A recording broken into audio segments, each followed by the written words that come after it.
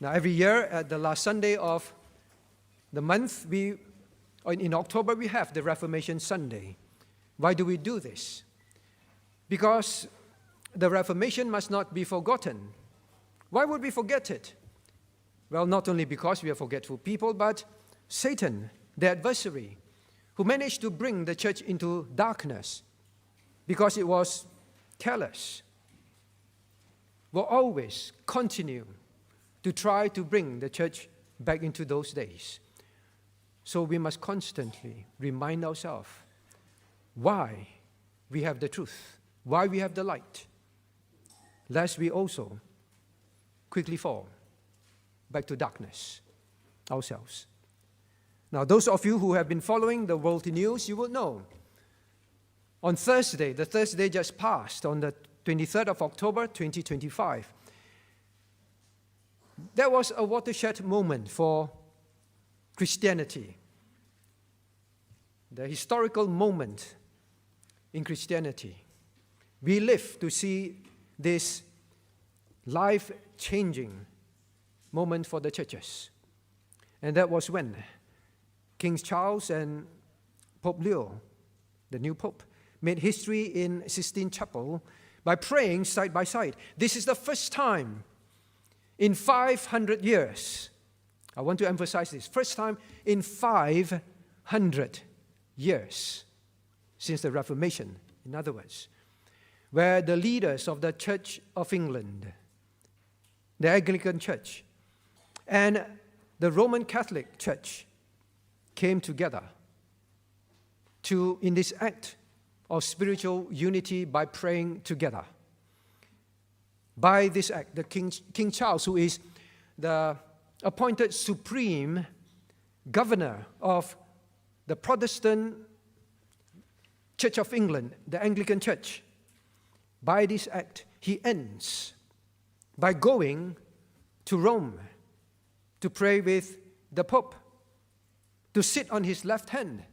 He ends the rift with the Roman Catholic Church. The rift which was brought about by martyrs, that Christians died to bring the truth back 500 years ago. Well, now there is genuine and profound cooperation and unity. We live, as I mentioned, to see and hear with our own very eyes and ears what God has talked about, the apostasy, taking a very different and real form before our very eyes. It makes it all the more important, Christians, BPCWA worshippers, to continue to remember the Reformation, lest we fall into the devices of the wicked one. Now, the message today is about the increasing grounds for reunification. The increasing ground of reunification. This is, of all times, the most important time that we discern, having seen this watershed moment in Christian history. The increasing trends, the increasing grounds for reunification. Now, first let us look at the increasing call for reunification before we look at the grounds. The increasing call for reunification with, they call it Mother Church, Rome. We came up from there. So we must return to, they call themselves Mother Church. We are your Mother Church. Come back to us. Now, this historic moment in Christian history did not occur randomly or by chance. It is the culmination, the fruit of hundreds, decades, if not hundreds of years of people seeking reunification. This historic event, which ended the separation between the Protestant and the Anglican Church, the Protestant Anglican Church and the Roman Catholic Church. Now, it came about because of both sides over the years have been increasingly calling for reunification. I give you an example on the Roman Catholic side. the Second Vatican Council from 1962 to 1965. Now, they recommend a shift in the Roman Catholic Church's view of Protestantism, moving from seeing Protestants as, antagonistic enemies, to seeing Protestants as separated brethren to be reconciled with, and that they are still part of the Roman Catholic Church, right? Now, this change with this official stance in the Second Vatican Council, it fostered now a more positive and cooperative relationship. They've been calling for that. They made a council meeting, and that changed now their attitude towards the Protestants. Now they seek lost brethren, not fight against us. Now what about let me then bring you to today, Pope Leo XIV, the new Pope. Now in his first speech when he became Pope, you can find all this, his letters, all right, on their website. So I'm just quoting him to you. Now he said, "With you I am a Christian." Now in the past, the Roman Catholics will never call themselves Christians. They are Roman Catholics. That's their heritage. We are the mother original church. We are Roman Catholics. We are not Christians. Christians are Protestants. But now, he said, "I am a Christian. For you, a bishop. So may we all walk together towards the homeland that God has prepared for us." And then he says, "To Rome, I greet you all." This is the mentality of this new Pope. Now, he pushes the Roman Catholic Church with this increasing call of reunification by saying this. He stated very clearly, we have to look together on how to be a missionary church, building bridges. Of course, to whom? The Protestant world. We must have dialogue, always open to receiving with open arms everyone. Now, this is his first public remark calling for unity. This is the new Pope. We are not talking about historical in the 1960s. We are talking about a Pope who now very clearly says, my charter is to build bridges to the Protestant world. This is the increasing call. Now what about the Protestant side? Is there an increasing call for this? Now the spokesman for the Supreme Governor of the Anglican Church, King Charles, he made this comment, all right, this statement. Now he says, the aim of the Supreme Governor is to build stronger relationships between the two branches of Christianity. That is the Supreme Governor of the Protestant Church, of the Church of England, seeking to build, or rather he takes on the charter to build stronger relationship. Now, and he says this, the charter of King Charles is to be a bulwark, means a firm tower, a bulwark against those who promote conflict and division. Do you know what this is saying? People like us, who continue to say, we cannot return to Mother Church Rome. We are the one to, in the eyes of now the Anglican Supreme Governor, in his eyes, we are those who promote conflict and division. We must be a bulwark against these ones. Now, Christians, we are no longer living in a time where, people want to make sure that we have the truth. Now, these are heads of the two branches of Christianity making public statements, calling their people to unite. This is the ever-increasing call for reunification. Prince Charles now goes there. First time in 500 years in Protestant history where the head of the Anglican Church would go, sit on the left hand of the Pope, and have his supreme bishop, all right, the Archbishop of the Church of England, conduct a combined service with the Archbishop of the Anglican Church and the Pope conducting a worship service together. Now, I think no one would ever dream that it can happen so suddenly. It is not sudden. Now, it is amazing and it is interesting. It is almost like God has made sure people understand. Those of you who know in the Sistine Chapel, Michelangelo's famous paintings, all right, his mural, famous paintings. One of the paintings is the Last Judgment, God's Last Judgment. And that is exactly where they sat, under that painting, under that mural, God's Last Judgment, sitting together to worship with the abominable Roman Catholic Church. This is the first time where the Protestant Anglican choir stands side by side with the Roman Catholic choir singing from the same hymn sheet. Once hostile churches, now closest of spiritual friends, worshiping abominably together. Now, this is a historic moment that Satan has been looking forward to.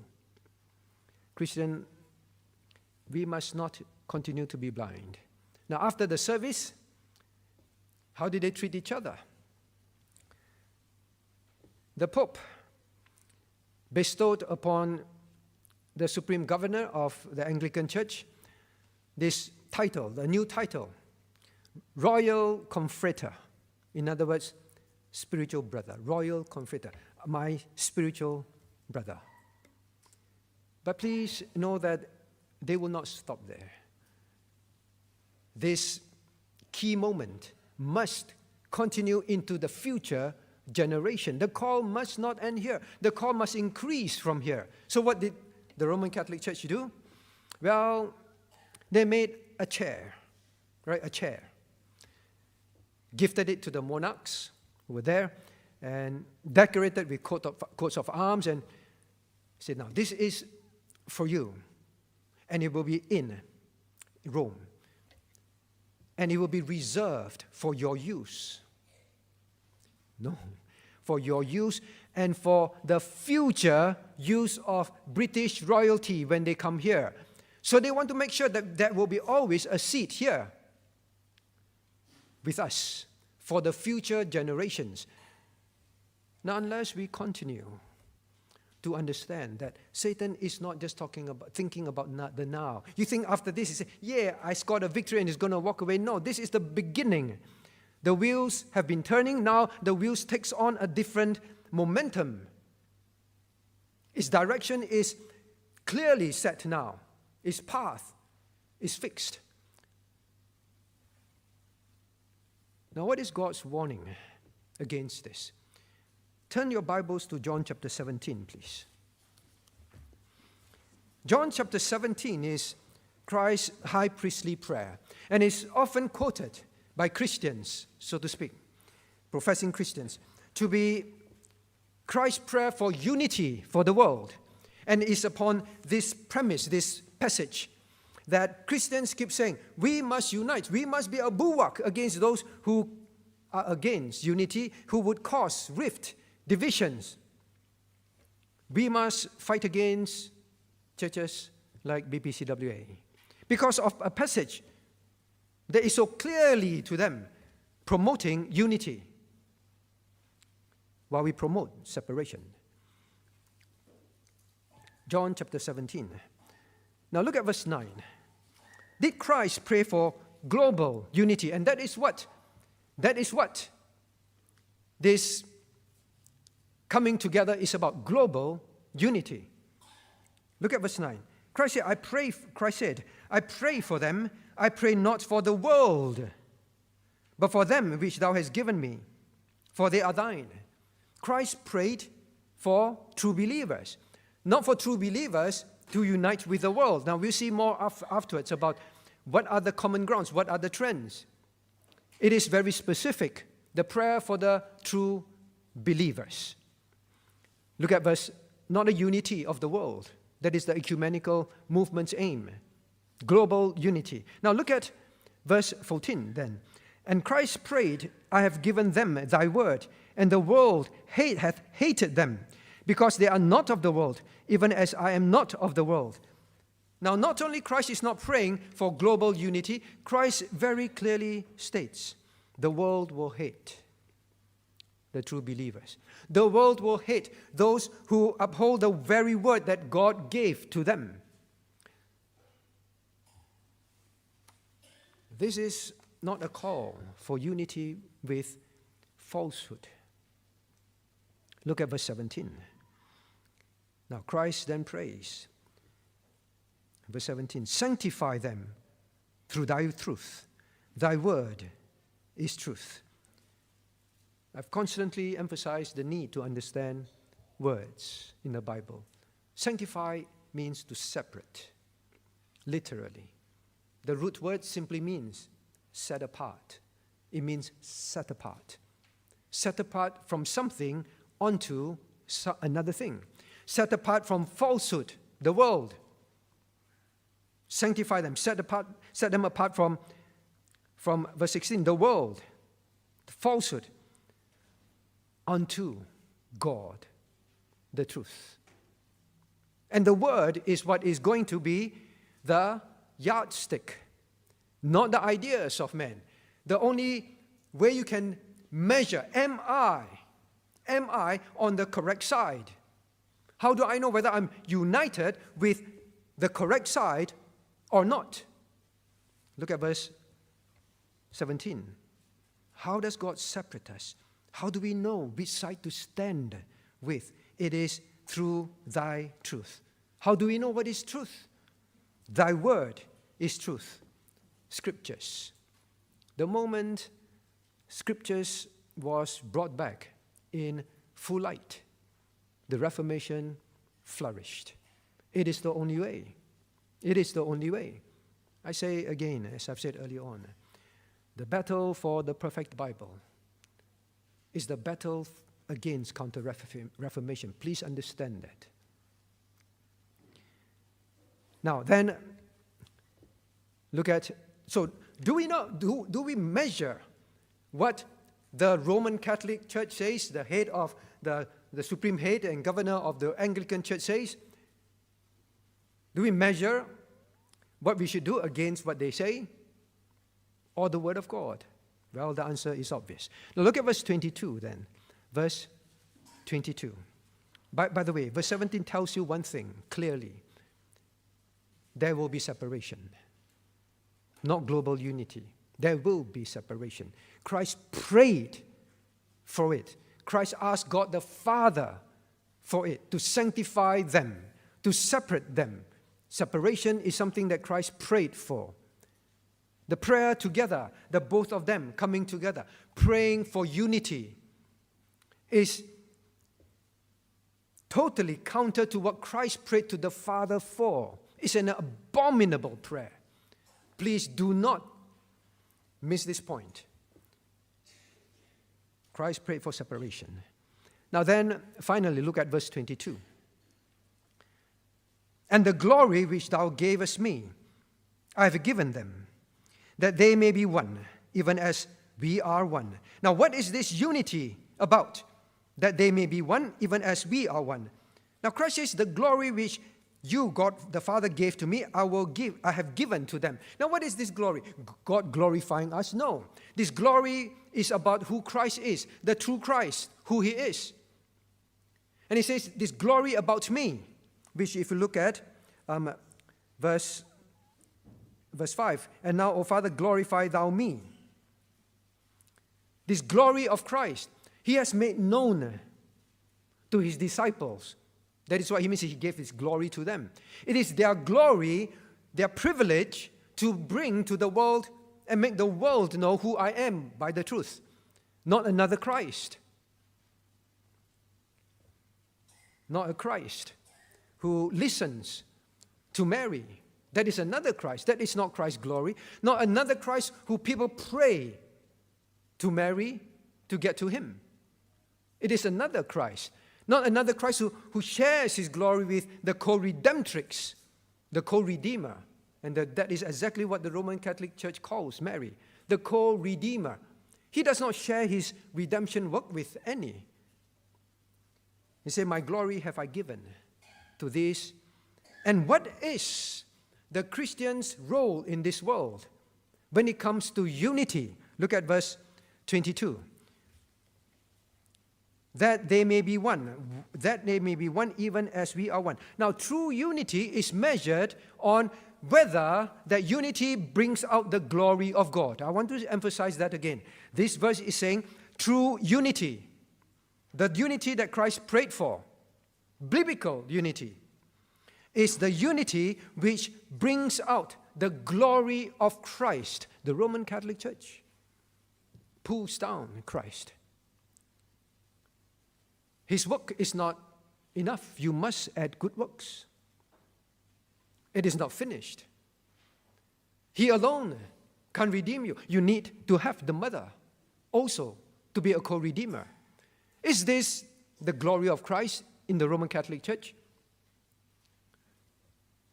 And we want to unite with them. God says, Christ prays that God the Father separate them from any movement, organizations, institutions that will not reflect my glory. Separate them from those, not unite with them. So, Christian, when we read all this, the unity of the Roman Catholic Church with the bride, the true bride of Christ, is an abominable unity, which God calls us to come out from among them. Touch not their unclean things. If you consider God your Heavenly Father, Christ's high priestly prayer must be understood correctly. Don't read this and say, well, they want Christ pray for unity, then let's have unity. Look at verse 19, and then we move on. And for their sakes I sanctify myself, that they also might be sanctified through the truth. Now, Christ himself separated from falsehood. You want to be a Christian. You say, I'm a Christian. I follow Christ. Then you have to follow his example. Christ separated himself from the Pharisees, the false so-called Christianity at that time. He separated from them. He did not say, let's come together, let's pray together. Christ said, I sanctify myself for their sakes, that they may understand how to live, that they may also be sanctified again through the truth. Don't just listen to what people say and what is a trend and just follow. It is the truth that we must submit to. Now, if you're hearing this for the first time, you may find it very difficult to swallow. But you have to understand one thing. Well, just like medicine, very often good medicine is often bitter. But it is good. You see it in the Bible, then you have to hear. The Bible says, if you're God's sheep, you will hear his voice and you will follow. So that is the increasing call of reunification and what God talks about. What is true unification? All right? What is true unity?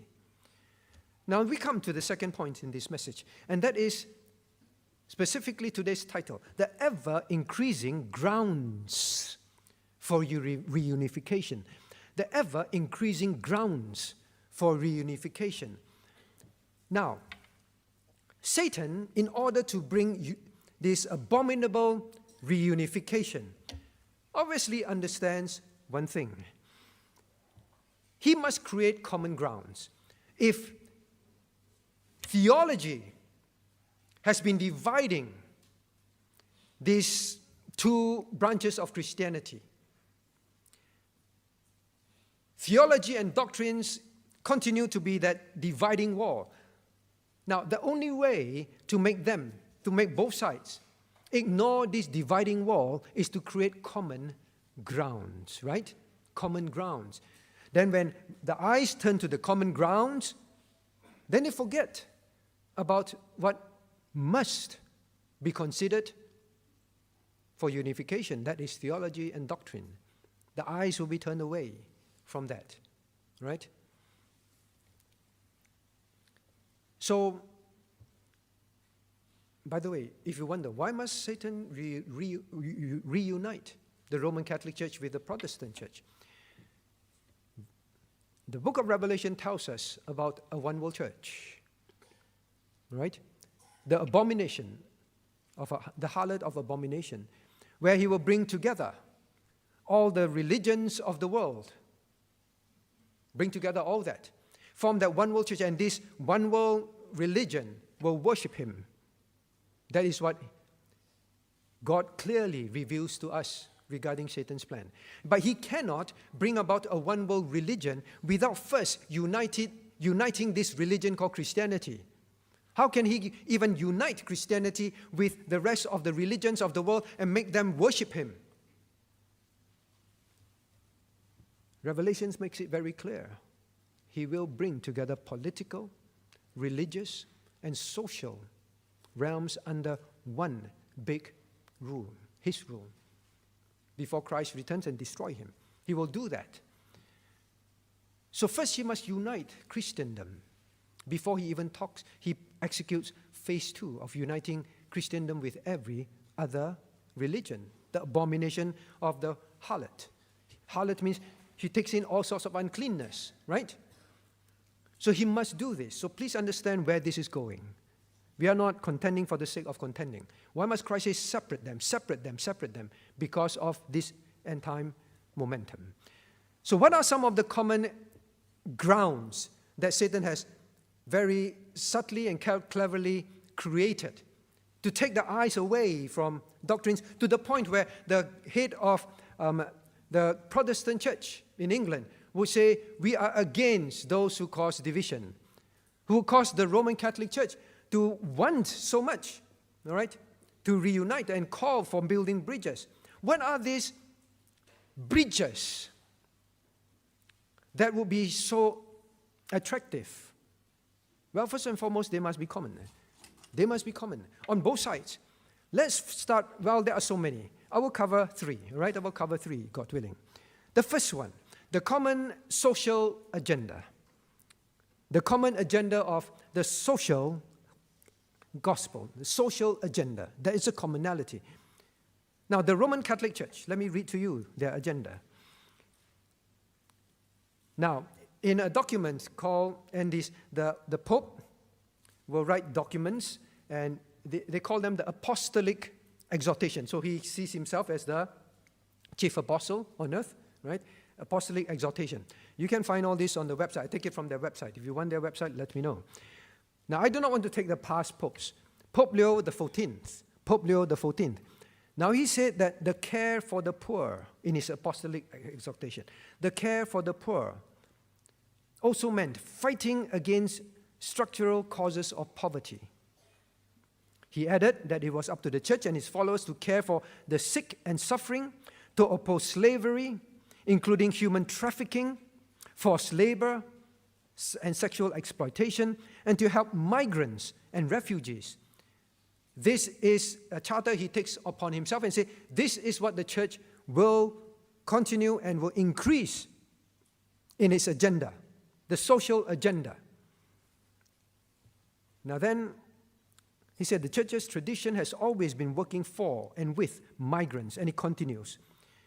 We will continue with initiatives such as refugee receptions, border missions, and he reaffirms his commitment to it. And he calls this contemporary teaching. Contemporary teaching. This is the contemporary thinking of the Roman Catholic Church. This is our social agenda, our contemporary agenda moving forward. Now, what about in the Protestant realm? Do we have this common agenda? Now, the World Council of Churches, you know what that is, right? The World Council of Churches is this organization under which a lot of churches are members, right? So you check whether your church is also a member of the World Council of Churches. The World Council of Churches' aim is to bring global unity. All right? The World Council of Churches, now please understand, they did not say World Council of Christian Churches. All right? It's basically religious organizations. In the 10th report of joint working, all right, their report in 2022, joint working with the Roman Catholic Church, they have a document that says this is how we will work with the Roman Catholic Church and why we must work with the Roman Catholic Church. The reason is there is a common ground. Let me read to you the document, or rather try and summarize the idea.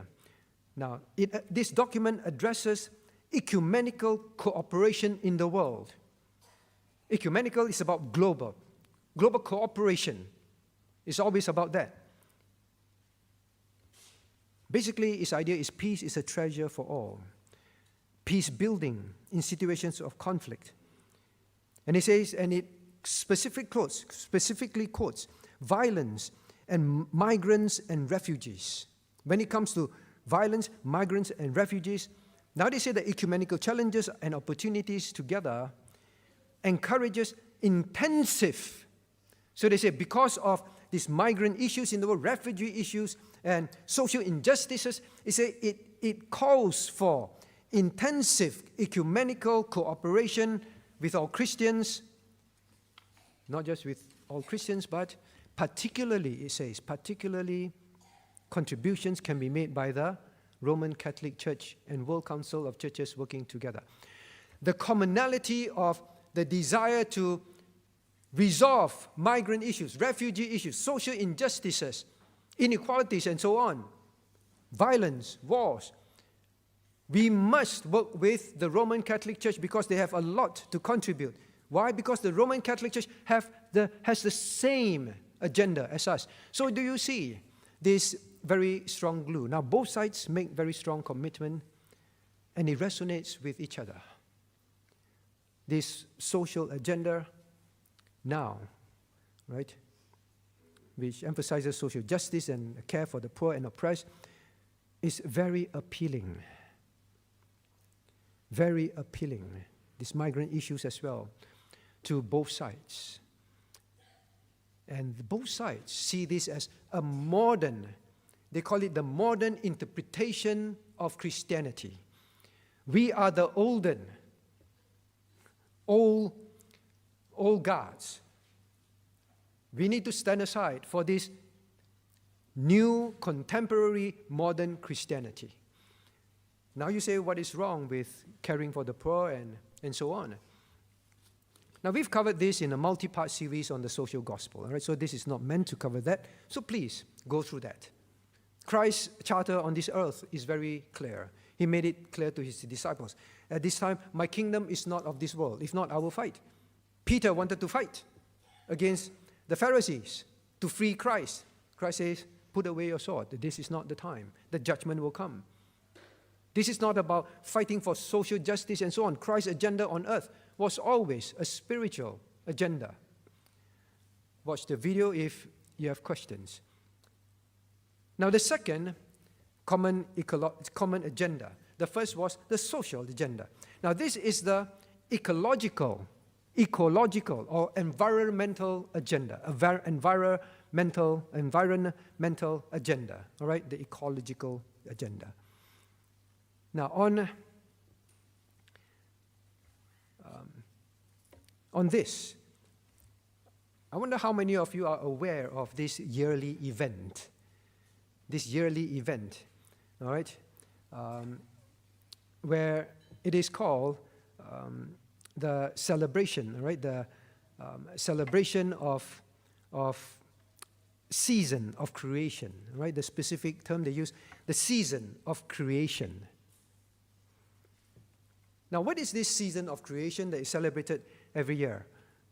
Some of you may know. Well, it starts on 1st of September and ends, the 1st of September is actually the day of prayer of creation, and it ends on the 4th of October. 4th of October is the Roman Catholic Church's feast of St. Francis of Assisi, right? So they intentionally close it on that day. 1st of September to end on October 4th. The season of creation. What is the season of creation? Now, it's an ecumenical time where Christians come together to celebrate and to commit the caring of planet Earth. They come together, that's why it's called Season of Creation. They come together and jointly be conscious, we must take care and save planet Earth. When it happens, I've told you, who participates in this? Christians from various denominations, including those from the Orthodox Church and the Roman Catholic Church as well. They participate in this unified celebration. Now, it is a period where both sides say it is a period of grace. We must forget all our differences and come together in unified celebration of, the earth. Now, the Roman Catholic Church and the World Council of Churches in recent years, and even religious leaders of the world, they encourage the faithful, they call it, the faithful, all right, to come together to care for creation. It's a month-long celebration, to care for creation. So both sides are very big on this. I quote to you how big it is on the Roman Catholic side. I quote again, Pope Leo XIV, the current living Pope. In his message on the 10th day of prayer, now he talks about, in his message, he tells the Roman Catholic Church, he talks about environmental justice. So this is not just social justice. There's just one aspect. Now this is environmental justice. Now he will quote scriptures and say, the prophets expect us to do all this. And he says this. Now, this caring for the environment is not a distant and abstract concept. It's something that has an urgent need to be fulfilled, an urgent need. So to him, this protecting Mother Earth, this environment, is a matter of urgency. And it's a matter of justice. Now, why does he say that? He ties it with the social agenda because he says when the environment is bad, destroyed, and then the human beings living on earth will suffer. It is not just for them. If we don't take care of the environment, it's unjust. So he ties it with the social agenda very powerfully. He said because of this, the poor, the most vulnerable, and so on, because of deforestation, pollution, the earth becomes a very bad place and humans suffer. And he makes it very clear. Protecting the earth, the environmental agenda, all right, is an expression of our faith. It is again the modern thinking, the expression of our faith. And he says this is not optional for the Christian or the Roman Catholic. It is an aspect that is critical to the Christian experience. Learn all these terms. To them, if you call yourself a Christian, you must have this experience in your life to fight for environmental issues. It is your Christian experience. Your faith must experience this. Now, of course, the Protestants, on the World Council of Churches side, they spearhead this, they love this, all right? This is the common ground, the environmental and ecological agenda. It's a very attractive agenda as well. On both sides, the progressives love it. It builds bridges very quickly. Now, Christian, I want you to know who are on this advisory committee, the season of creation, who are on the committee. Now, before I forget, what can they sing about on Thursday that just passed with those two choirs coming together? You can't sing about a mighty fortresses of God, right? What can they sing about? They can't sing about the Christian faith. They will end up getting angry at each other again, bringing up old wounds, so to speak. They have to sing about something common, of course. Now, they sang about, the theme of the singing was about God's creation. Is it surprising to you? The common ground, God's creation. That was the theme of the hymns. The Creator and His creation.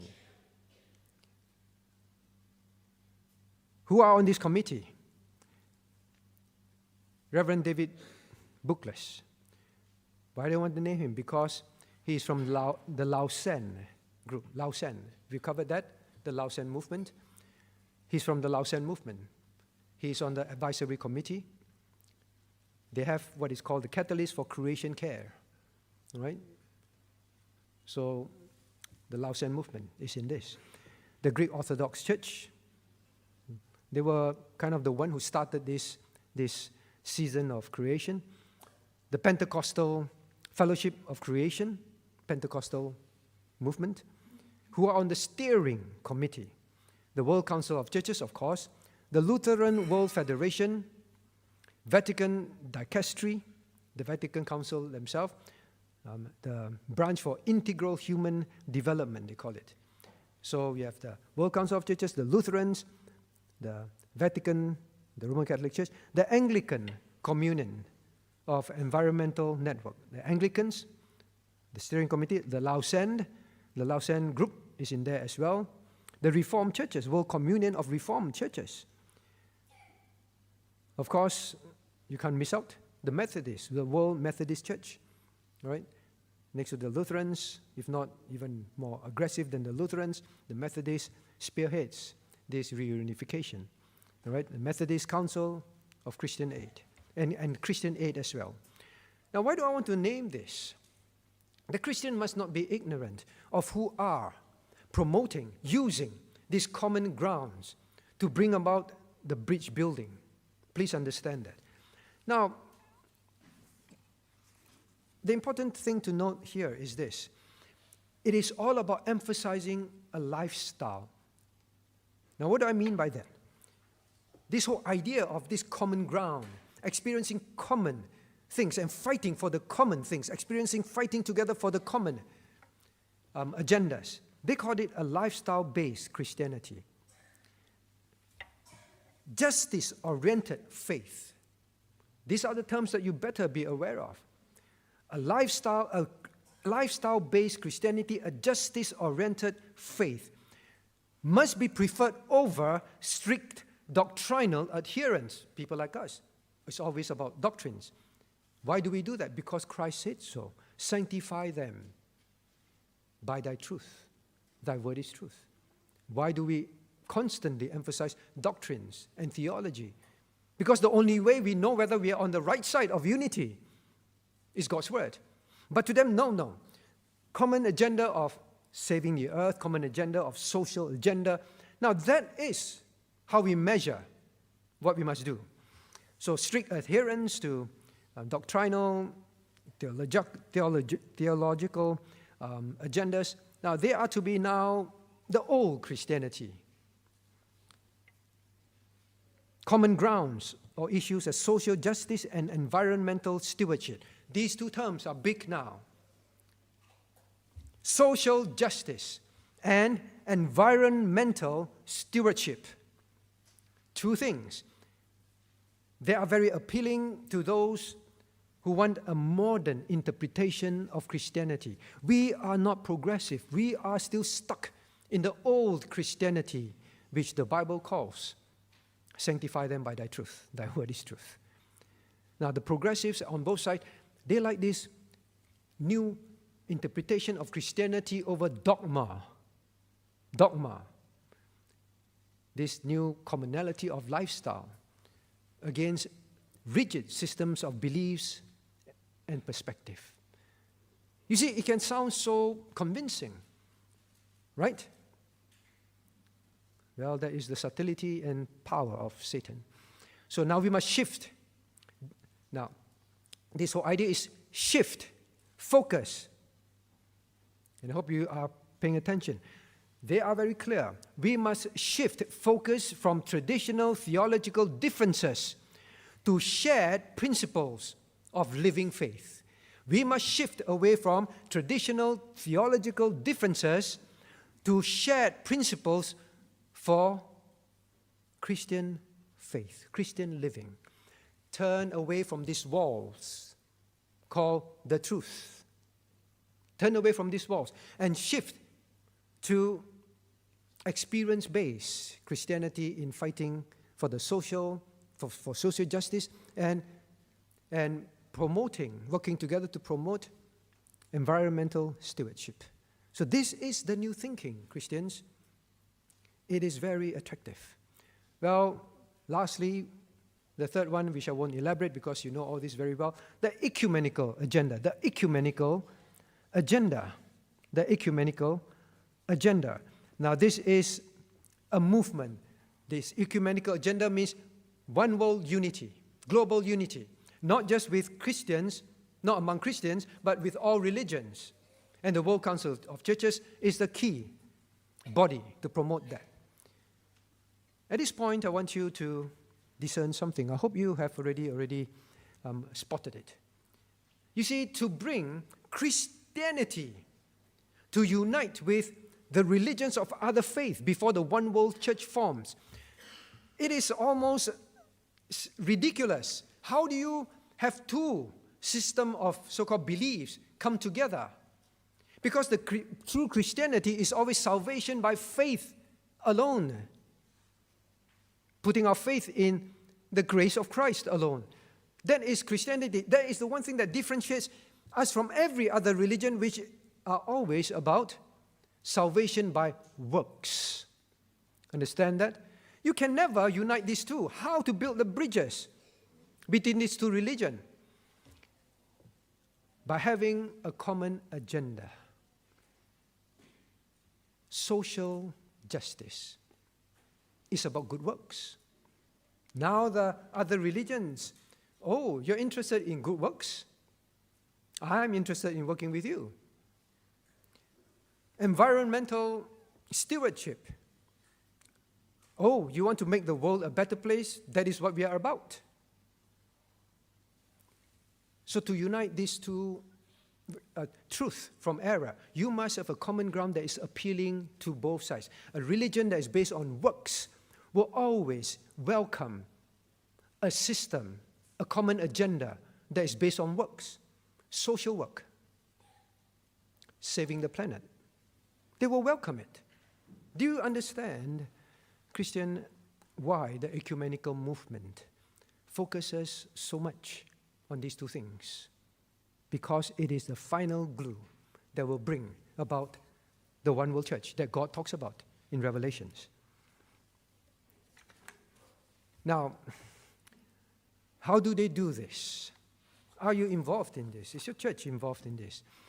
This common ecumenical agenda focuses on a few things. Number one, collaborating on social projects. So, working together on social justice issues and environmental stewardship, social projects together. The second one is interdenominational Bible studies. Interdenominational Bibles. Coming together to have Bible studies together, dialogue. Many these Bible study groups, they are like that now. If you're a part of it, that is the agenda. To get cooperation, understand each other. And the third one is joint services. Coming together even to have worship services together, which we already see the ultimate happening. All right? These three areas. So many of these Bible study groups are set up with a clear agenda to bring about the ecumenical collaboration, interdenominational Bible studies, to form a common ground, dialogue, and so on. All right, with that, I close with then what is the increasing need? We saw the increasing cry for reunification. We saw the increasing grounds, very attractive grounds. Then now we have to ask ourselves, what is the increasing need in true Christianity today? Three things. First, now we must not think that our enemy, our adversary, Satan, is going to stay static. His devices will increase in subtlety and deceptiveness through attractiveness. Christians who just keep talking about the Reformation, and not keep up with what is happening, you are going to fall. Because you're going to say, well, all these are great things to be part of, right? But you have to discern why these common grounds are set up. So we must, having known that Satan will not stay static, he has to ramp up the deceptiveness. Then we have to be discerning. We have to be very discerning. We have to keep up. Some biblical terms, many biblical terms. Unity, John 17. The gospel, everywhere in the Bible. Love, right? The theme of social gospel. Stewardship in the Bible. These are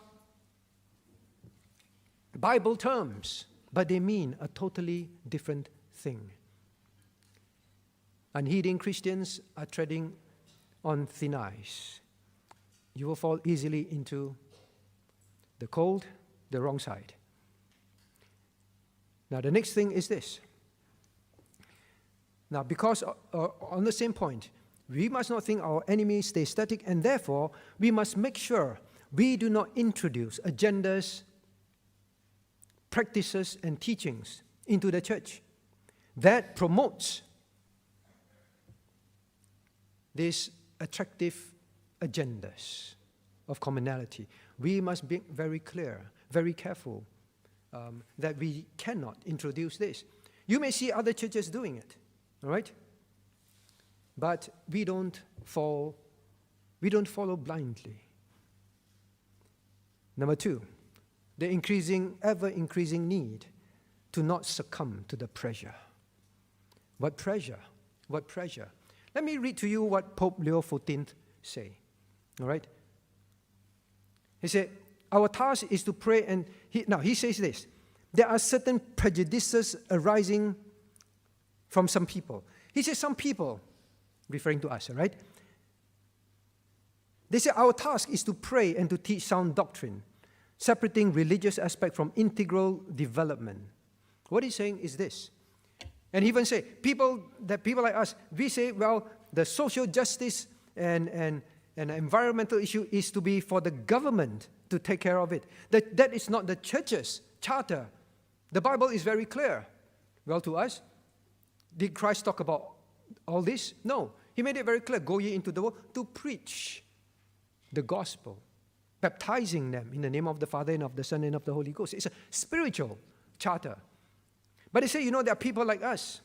All they talk about is, well, pray and teach sound doctrine. The rest of the government's job. And he said, people like us are the problem.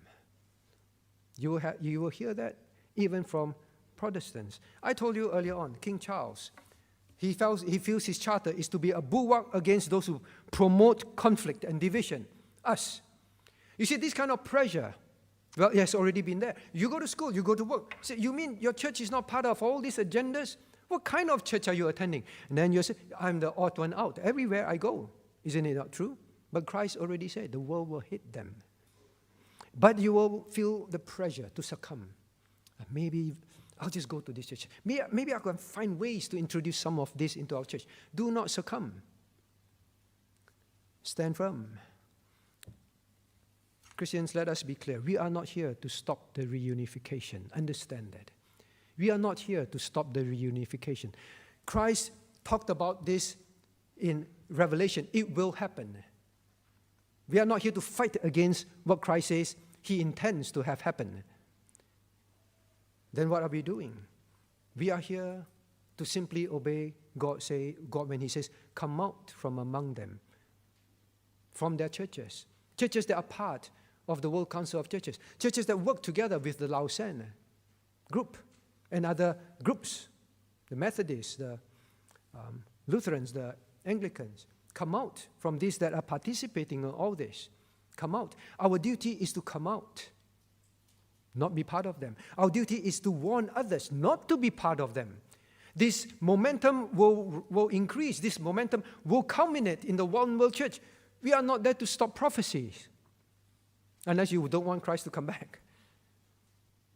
We are there to be separate because Christ says, I pray for them, sanctify them, separate them. We are called to be light, to draw people out of the movement. That is why we preach this. That is why we have Reformation Sunday. Lastly, don't think that BPCWA will not fall. Do not even entertain such a, we are very firm on these things. That is the danger. Please know, the Lutheran and the Anglican Church, Martin Luther, who God used to spark and cause the Reformation to succeed. The Reformation is tied to Martin Luther's name. The churches they set up, the Lutheran Church, they are among the foremost leaders calling for reunification. The Anglican Church, the church that led the Reformation in England, on that side of the world, in England. Of course, he had his own agenda, but that is how the Protestant movement grew through the Anglican Church. The one that started the Protestant movement of England. They are, you saw, the supreme governor leading the way to reunification. What about BPCWA? You think we will not fall? How to prevent that? Take this seriously. The future generation depends on what you do now. Parents, don't have this idea. I understand these things, but it's okay for me to be part of these things and so on. You know, as long as I tell my children, your children will think it is all right, and they will take it to the next level of compromise.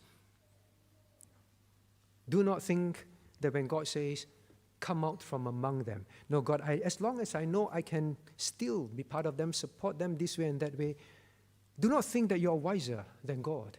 You will not only destroy yourself, you will set the example in the church. You will set the example for your children who will take it to the next level. Is that what you want? Do not take God's warning lightly and think you know better.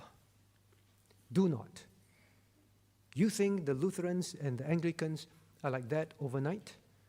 They thought, as long as we know, we will be careful. Where are we now, today, in that area? Now may God help BPCWA then to ever sound the battle cry.